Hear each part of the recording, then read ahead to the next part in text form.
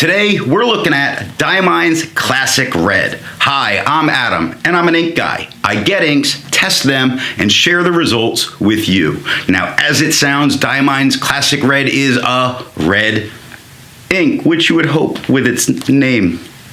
You know, why not?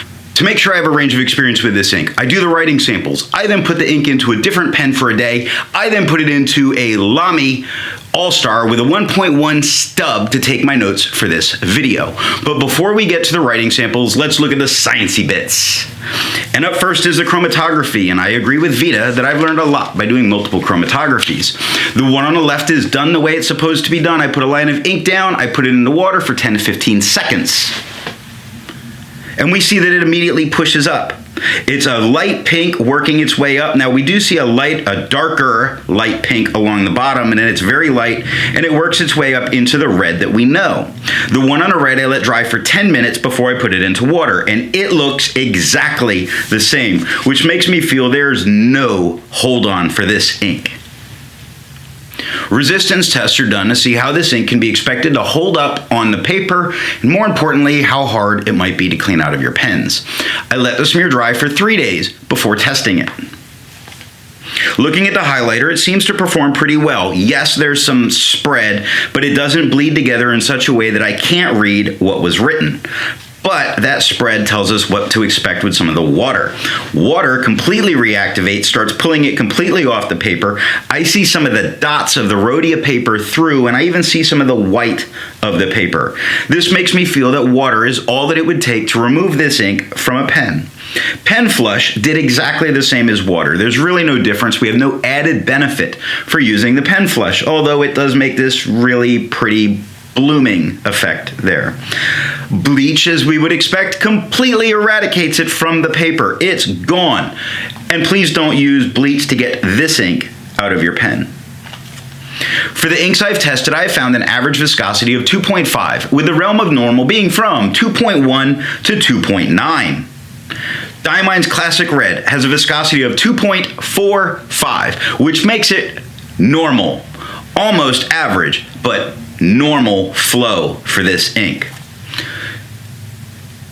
To get my dry times, I use my writing samples. I average the extra fine and medium nib done on Clairefontaine, Tomoe River, and rhodia paper.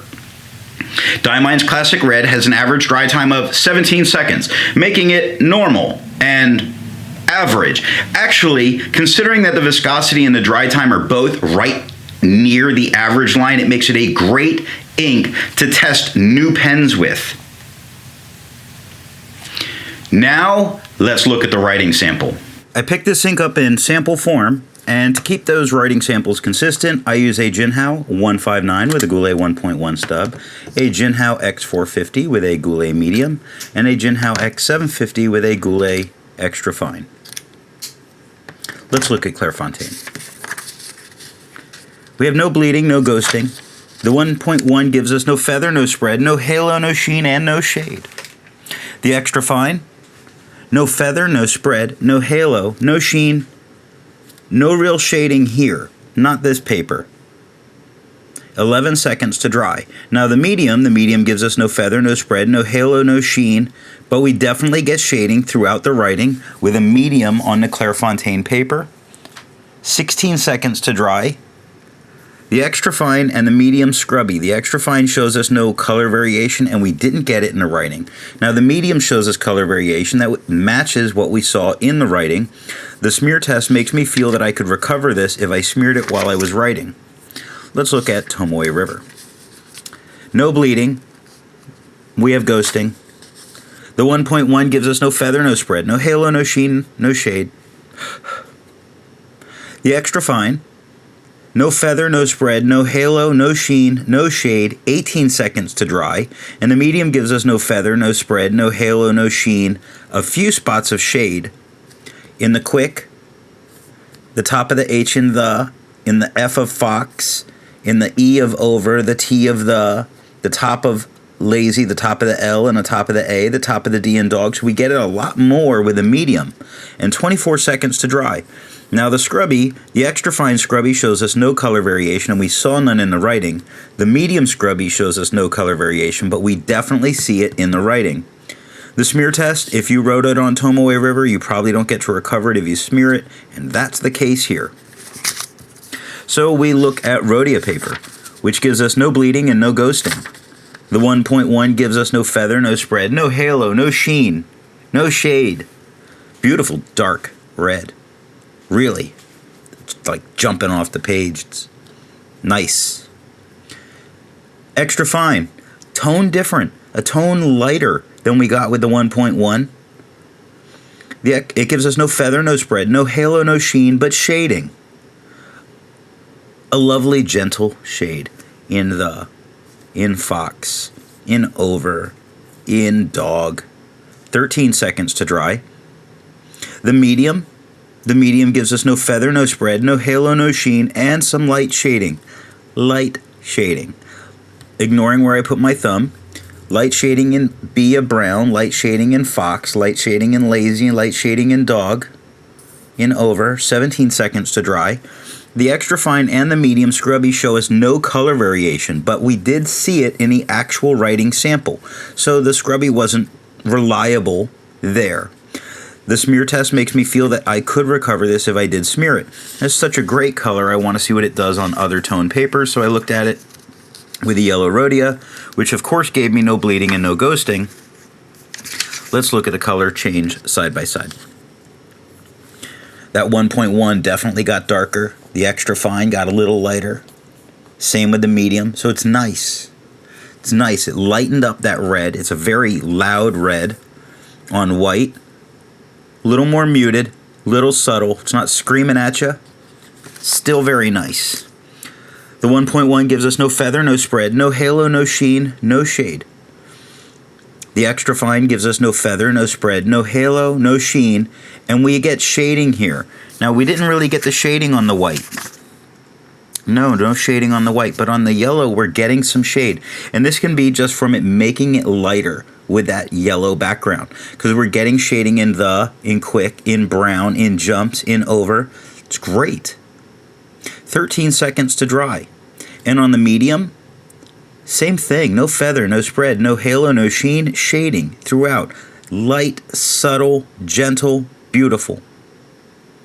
We get it in quick, in over, in dog, in the 17, in the beginning of seconds. It's nice. 17 seconds to dry. The scrubby lied.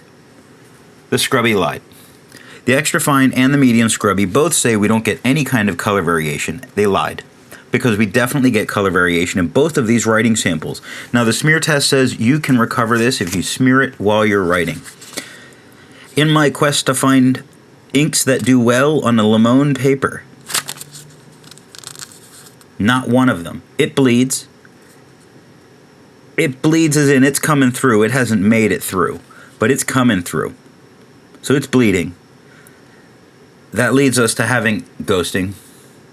But it doesn't touch the page underneath. So if you don't use both sides of the paper and you don't mind a spotty mess on the backside, it's fine.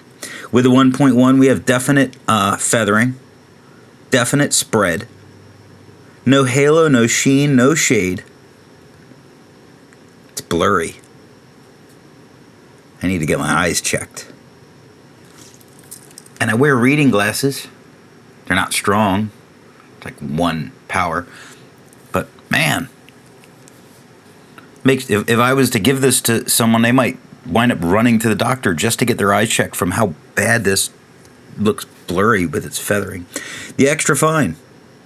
We get feathering all over.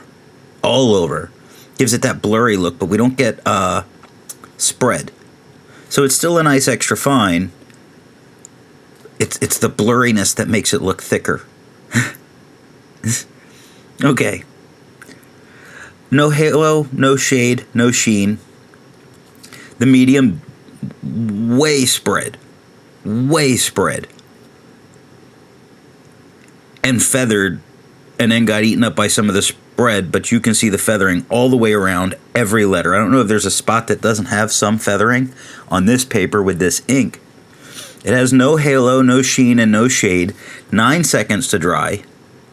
The scrubby for the extra fine and the medium show us that we're going to get no color variation, but there is a light at the end of the tunnel because the smear test says you would be able to recover this if you smeared while you were writing on this paper because you like blown out feathery writing, but you can recover it.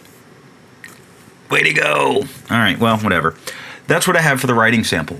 Instead of finding inks that look like Diamine's Classic Red, I would prefer to find an ink that complements its color on the page. And I've chosen Birmingham Pen Company's Grandview Avenue Midnight Horizon because it has a very, very long name and it'll add about 9 hours to this video, and it's a pretty nice blue.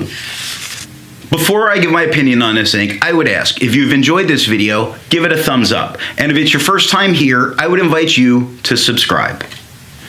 So what do I think of Diamine's Classic Red? This is certainly a beautiful red that is classic in its color. Its name is perfect. It performs very well. It gives beautiful tones, very nice shading. I think this is a really good red ink. And it performs nice with any nib on any paper. Added bonus. Thanks for watching.